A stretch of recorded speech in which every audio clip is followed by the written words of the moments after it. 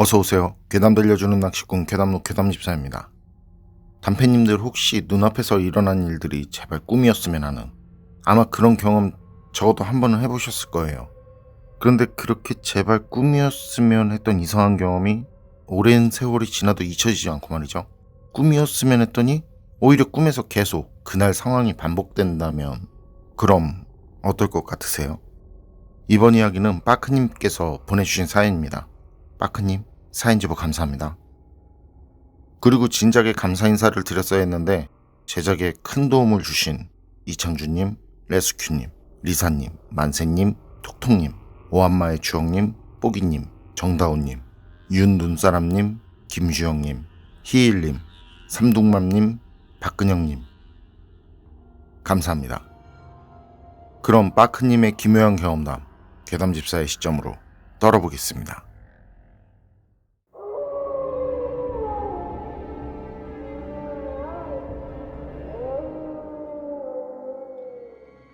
제가 소름 돋는 오싹한 이야기 하나 해드릴게요.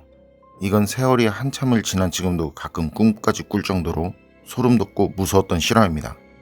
전 충남에 있는 작은 시골 마을에서 나고 자라는데요. 이 일은 제가 고등학교 1학년이던 시절에 있었던 일이에요.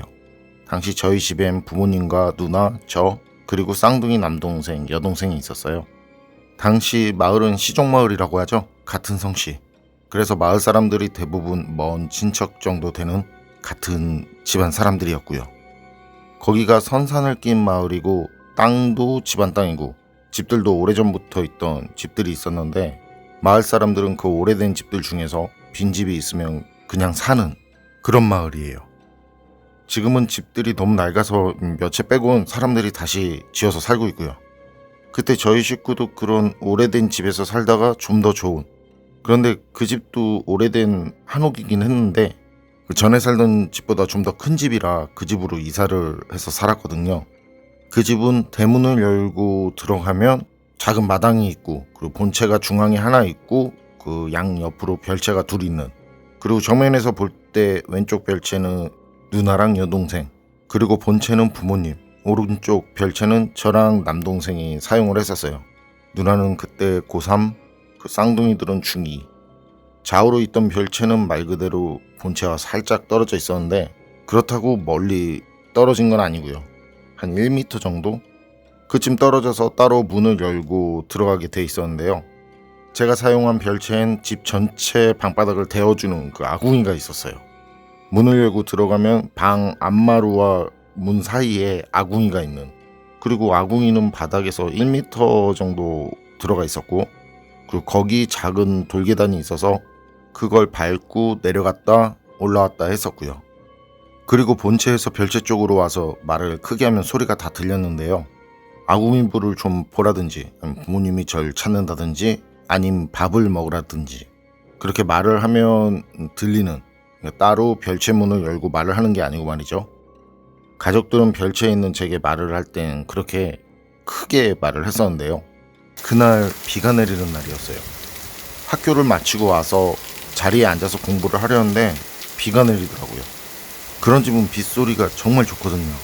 비가 지붕에서 떨어지는 소리며 빗물이 기와 끝에서 바닥으로 떨어지는 소리, 그게 창호지 창문으로 전해지는 소리, 정말 좋죠.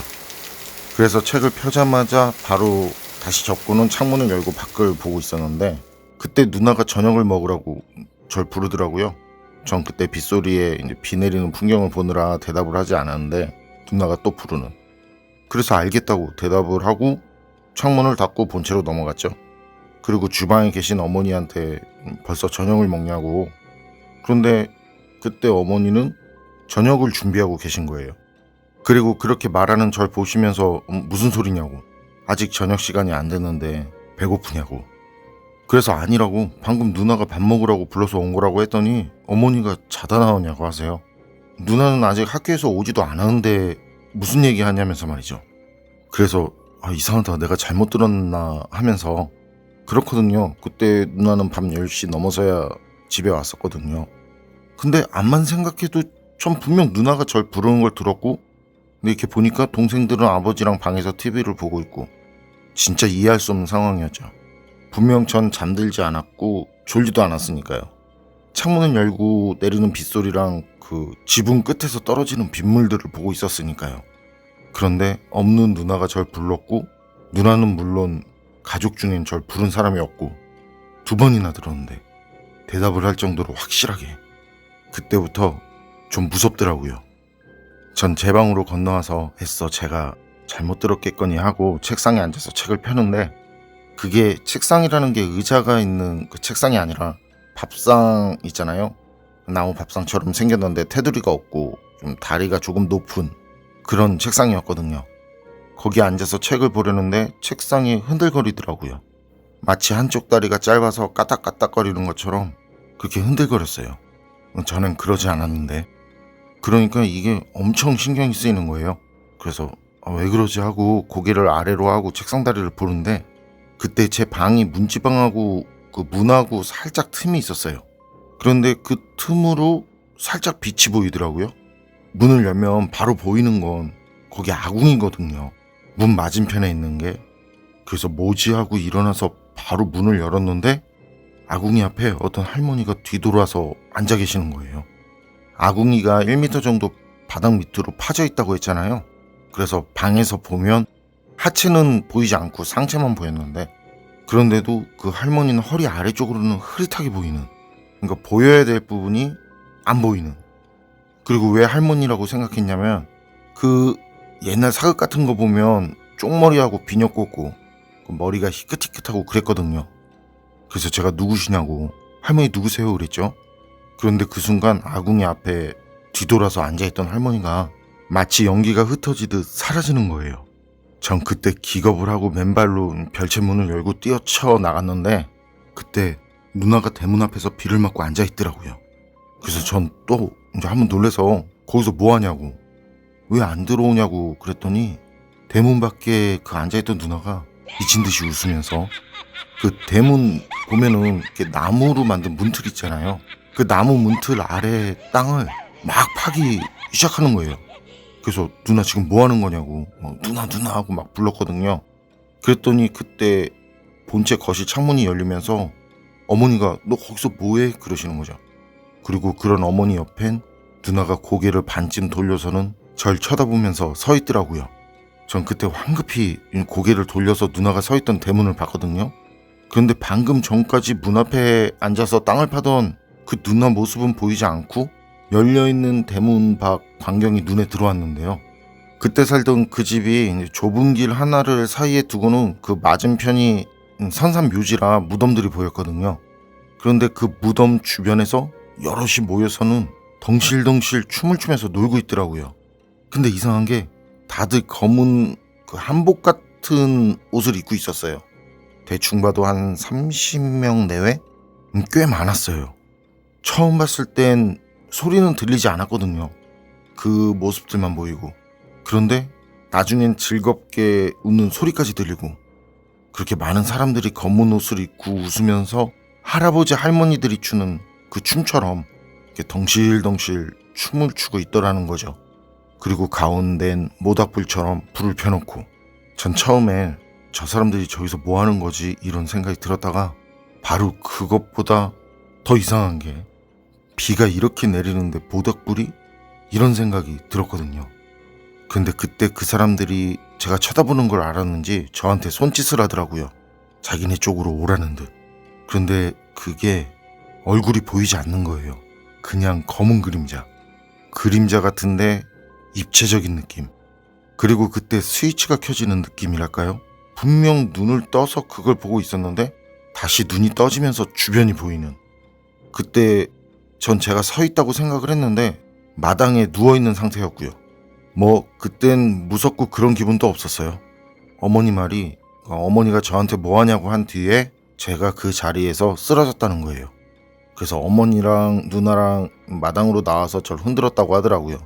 그때 막 애 죽는다고 이제 어머니랑 누나가 울면서 아버지 부르고, 그 소리에 방에서 TV 보고 있던 아버지랑 쌍둥이들까지 나오고, 아버지가 절 둘러 업으려는데 그때 제가 정신이 들어온 거고요.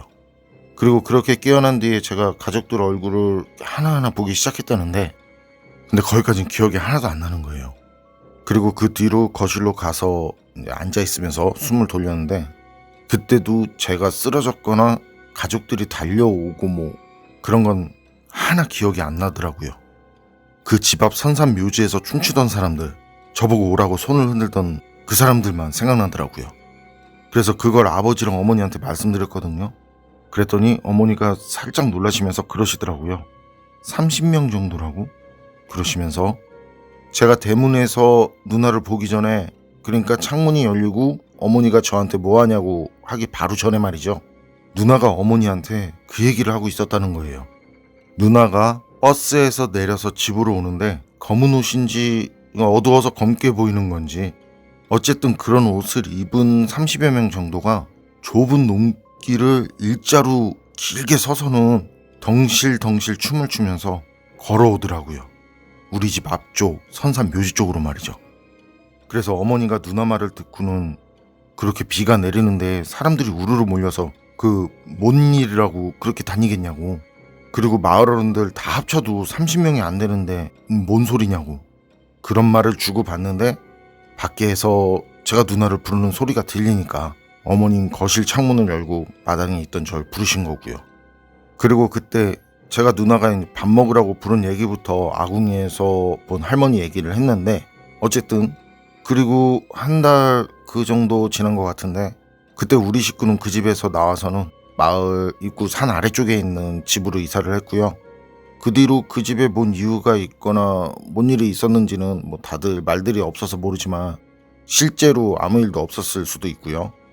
근데 저희가 그렇게 이사한 뒤에 마을 어른들이 다 모여서는 전에 우리 식구가 살던 집을 다 헐어버리고 거기를 공터로 만들었더라고요. 그 일은 그렇게 끝이 났는데 30년 가까이 되거든요. 그때 그 일. 그런데 아직도 가끔 제 꿈에 나타나더라고요.